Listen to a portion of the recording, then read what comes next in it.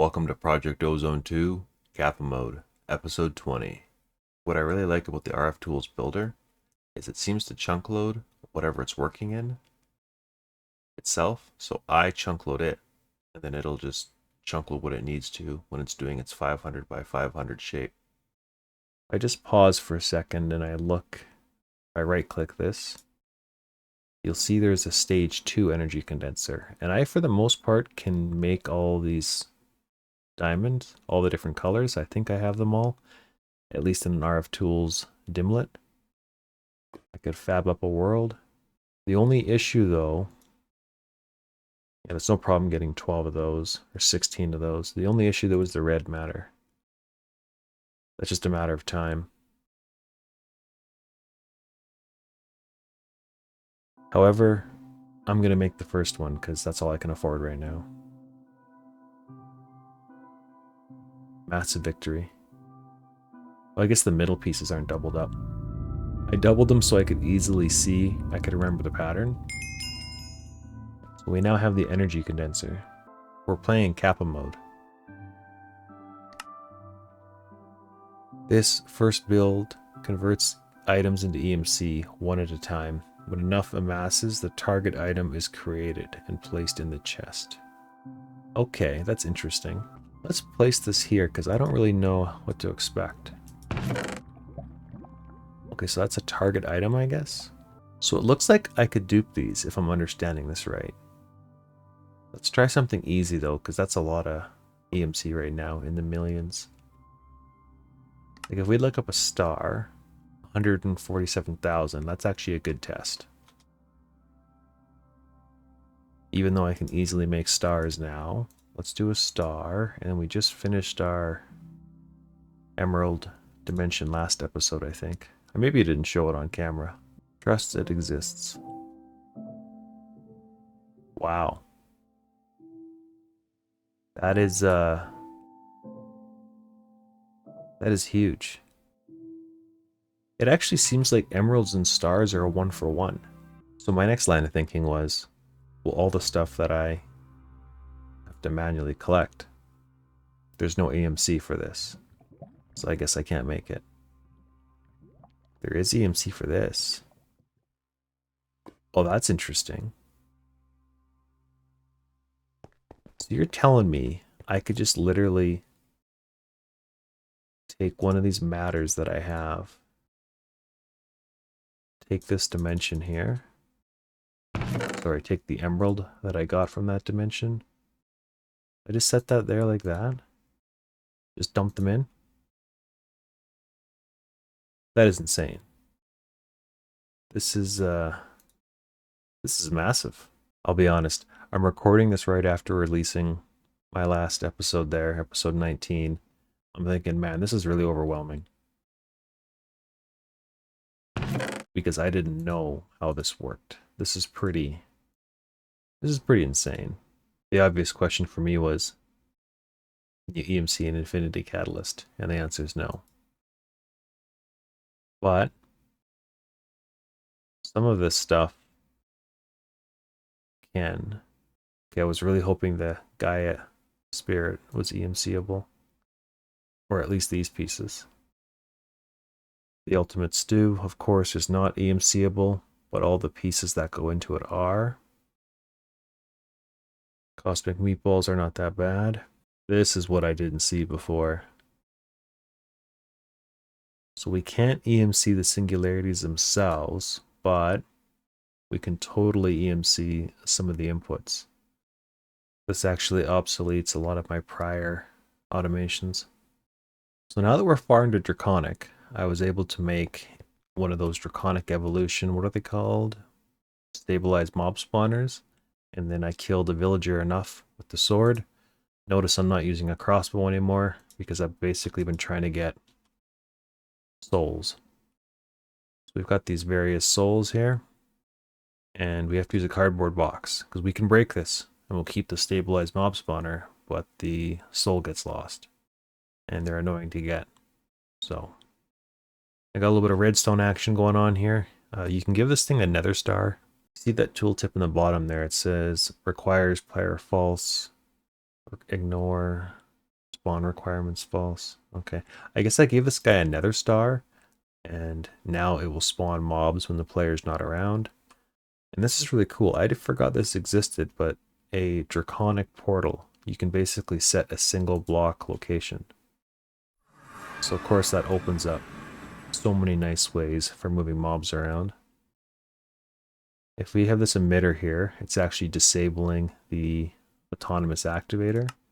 And then this one, I just doubled it up. Then redstone this way. It was easier than trying to redirect the redstone. So it's off right now, but that's because of the sequencer. And it's kicked on. The activator is running. What was happening was too many mobs were spawning, and they were piling up there. So I've put in like a bit of a delay.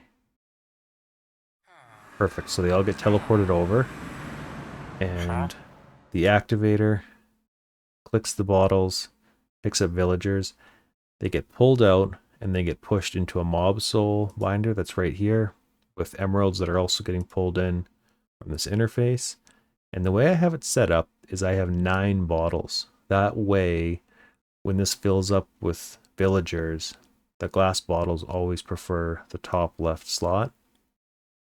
And it hasn't failed yet, so I think that's a good way of doing it. And you just filter it, of course, to prefer the bottles to go this way, and then the filled ones will go to the interface back to the system.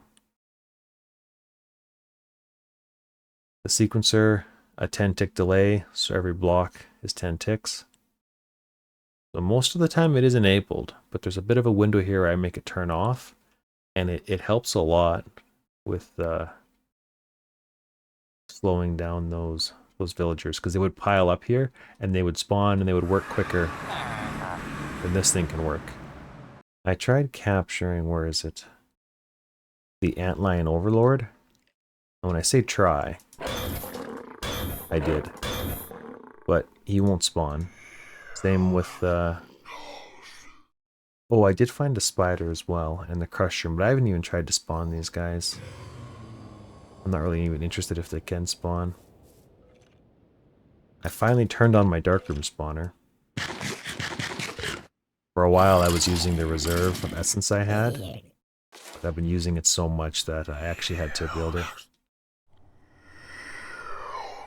There's 5 of these grinders because they only have a tiny little 9-block radius.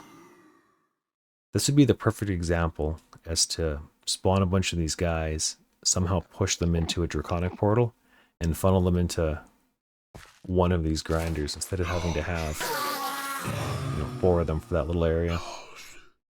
But the reason I was coming here was because of an old Reddit thread that I found, which I thought was really interesting. This diamond spike, you can enchant it. So I enchanted it with Reaper 5 and Looting 3. So now I don't have to manually go and kill a bunch of things to get the mob soul. All I have to do is capture it with a safari net, run the auto spawner. That is costly because of all the essence it takes. But once we do get a couple souls, or just 1 soul, I can make a draconic, what do you call it? Mob spawner. So taking a step back here. Wow. Oh my goodness. It really makes me wonder how much better the Mach 2 is. It'd be so easy for me to make it. This is a game changer. Like, I'm actually blown away. I had I had no clue that it works like this. This is wild. You know what I should show off, because I made it and I never talked about it, I don't think, is the room down below here with that really attractive antimatter block. Deep storage. So I made a ton of these deep storage units. I think it's like 192, something like that. If you look at them, they're not that expensive. I think I made this version. So they're cheap to make. I didn't know until afterwards. Mr. Death told me. But you can make labels. They're really cheap. I opted to go with the storage monitor. But I left it this way because I really like the design I came up with. And maybe this system would be useful for me to dupe the blocks that go into all these singularities. Like holding, I think 2 billion blocks. So I could hold 2 billion golds, which would allow me to make, 2 billion divided by 46,000. It would hold that many potential singularities. I kind of wanted to imagine that the player was shrunk down, like the movie Honey, I Shrunk the Kids, down to like a small person that could go inside of a cell. And I'm actually looking at all these items that are partitioned in the perfect amount. Like this could hold gold blocks, this could hold iron blocks. I haven't configured anything yet. It's all completely empty. What's really neat about this, I thought, was I bring down my P2P line, and if you notice, we're only using one channel just for this tunnel. And so we break it out and we do our classic subnet where we have the storage bus. Whoops, didn't mean to click on that. And then the interface. So basically, from this storage bus's perspective, this is one big chest or a life-sized cell. Anyways, you come down here, we have 8 controllers. So there's 3 P2P tunnels per side of the controller, right?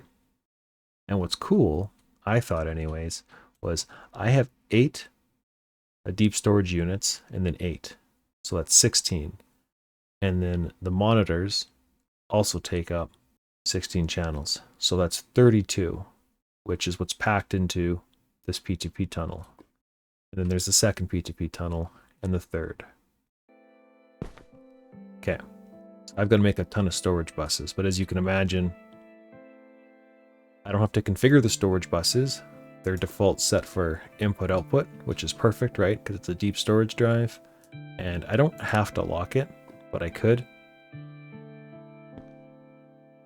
So now I get a readout how many carats are in this system. And if I go here to, what is this, an 8 carat? We've got 13. If we take these 13 out, it was those 13. The issue though now is when I put carats into my system, are they going to know to come to that subnet? No. This storage bus here has to be almost like the highest of highest priorities. Like if we called it, I don't know, 3,000, and then we put in 13 carats, I guess I do have to lock it. Yes, yes, yes. I do like this idea. It's funny how much you can learn from a quick Google, but I guess the big difference is that the Energy Condenser MK2 has a dedicated input side and a dedicated output side, because potentially the items coming in could overwhelm the chest, so there's no room for output items, if that makes sense, or vice versa. Put a few of those in. It's fast, but I guess it's not super fast, right? Okay, so we need yellow, green, purple, red, blue. What do we have for different colored diamonds? Got purple, green, yellow, red. Are these things dupable? Ooh, they are. Oh, you know what? If I would have made like a tendril or an orb or something, I bet it would have been cheaper. I literally made the whole planet blue diamonds. Imagine how much faster this would have been if I would have just looked at the instructions for doing it. Crazy. Actually, here's a question too. The Dire crafting table. No EMC for it. There's EMC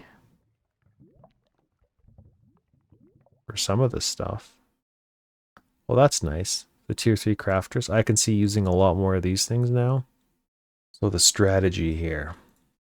If we look at the cost of this Ludicrite block, 450,000 EMC.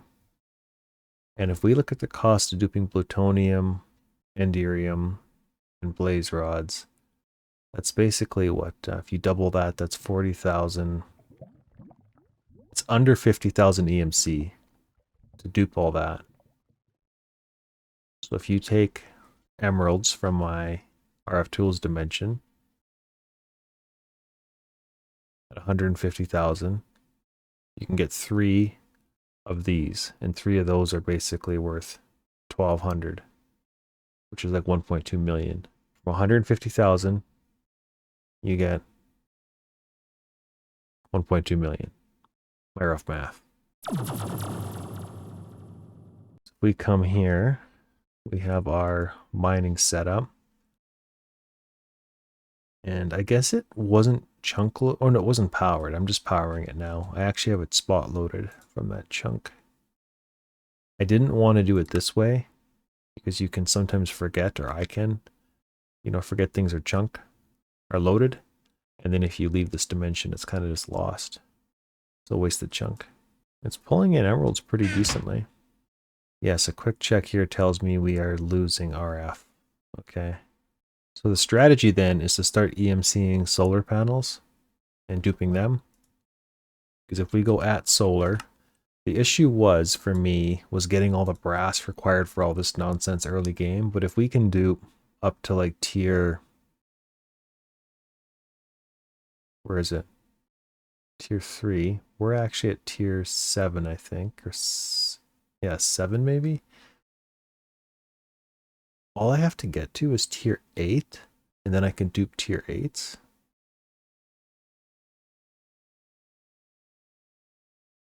Alright, I had to pull out the old calculator, but that's 7 million. We come back here now, and we push this button. We're powered up. We cost 4.6 million. Okay, so we're definitely in the plus now.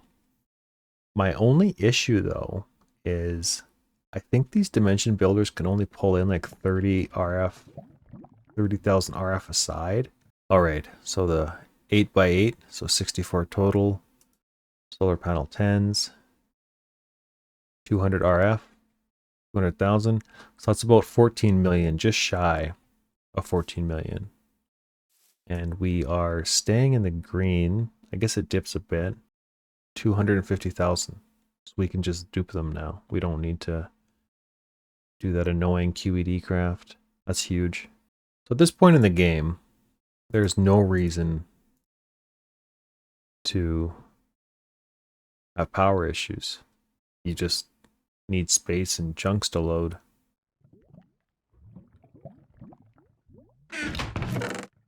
If we put in... Yeah, this is how the Mach 2 works. It's instant. So it's clearly better. I was thinking I would keep this one here for little manual crafts, but the Mach 2 is clearly superior. Alright, maybe an update's in order. Meatballs. Everything here is EMC'able, except for the meat ingots and the pile of neutrons. Fortunately, I kept a tank of meat from my overworld zombie farm, whatever it was called, and it was full. So basically a full drum has given me, I want to say just over 2,000, because I borrowed a few stacks. So it definitely paid off saving that and not trashing it. I got the ultimate stew here. I'm slowly picking away at this thing. It's a little obnoxious. Everything's EMC'able, but it's just a matter of actually getting the seed or getting the tree, or that's for Pam's. And then I haven't figured out exactly what I'm going to do for any Natura item. Speaking of neutrons, yeah, so passively I got about 130. I'll need a lot more, but good enough for now. Infinity catalysts. Oh yes. I don't exactly have my math figured out for this yet, but I've made everything in here. I want to say most things in here were EMC'able. Oh yeah, there's my stews. That's the Singularity. That's actually not bad. I have the material. I just have to actually make a compressor. A little bit of Britannia. And then the animation wand. I have not even started it yet, but it's nowhere near as bad as I thought it was a couple episodes ago. That's easy mode, easy. I have one of these antlion overlords to kill, and I was trying to dupe him, but you can't. So I have to go find a second one. The rest of this is easy. You know, I'm working on a stack of that. I've got 120 some of those, so I should be okay there. Neutron, tough rods. Yeah, you know what? I am really close to making this wand, and then once I have this wand, All I have to make is another 9 infinity ingots, and then I can make a block and dupe the block. So this is pretty crazy to me that I'm actually that close. I need 11 times 13 infinity catalysts. I'm kind of hoping 2 stacks will get me close. What's 11 times 13? As you can see, this is my fancy seed production. Basically, we plant the crop sticks, bone meal it. I do 8 at a time. I waddle over here. I have them set. I throw in a few of these. And I actually forgot. It's funny, it's been so long since I've been in this world. Oh, wait, what's this? I'm talking about the trees here, and this is exactly what I need. What I was going to come here to say was these trees that I planted, I kind of forgot that Pam's had trees. So I saved a bunch of stuff. This is not it. Where is it? Here. And these were all the pieces that I was missing that I could not find. Ooh, an olive. I don't remember looking at that. Oh, that's not one. Basically, if I think something might be a winner, like a fig, which I know is a winner, boom. It's been a hot minute since I looked at my Ludicrite production, which is pretty insane, right?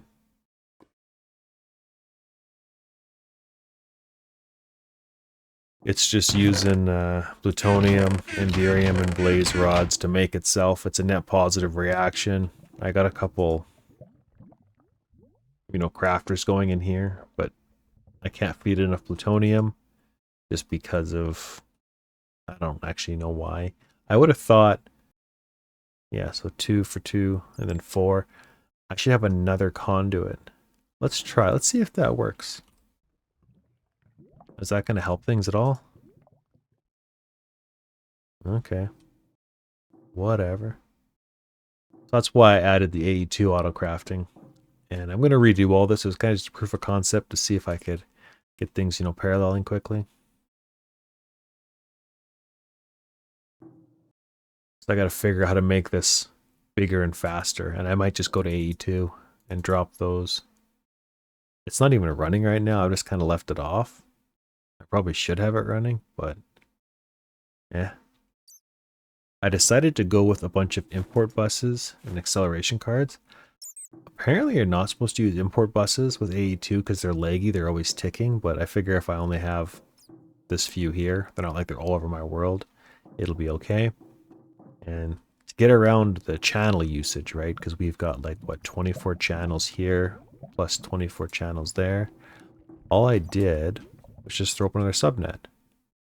Subnet, controller, got 32 channels for the 24, right? Oh, 10. Yeah, that's not fully loaded. This one's fully loaded. So 24 or 32 channels being used here. This is all part of my quest. My quest to prove that AE2 channels are not a bottleneck or a restriction. They're just a fun little puzzle mechanic. I made the stew. The ultimate stew. Wow. I wish I got that many meatballs.